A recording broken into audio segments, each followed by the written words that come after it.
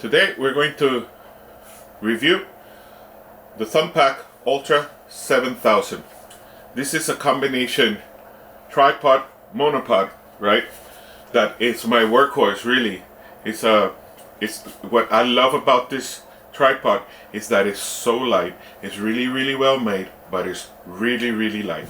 And when I am 5'11",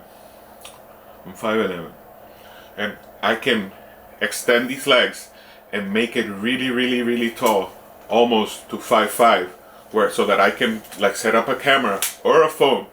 Like in this case, I bought I put here the adapter so that I can put a iPhone here, right? Right? You're gonna watch me fail doing this, right? And then I can record at eye level. So it's very sturdy. It's a monopod too, so there's a way of taking this out and just doing it in a monopod. And it has the levels right there, you see, so that you can make sure that everything is straight.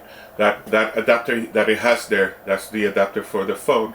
And this is my workhorse. I just use it. I take it with everywhere I go.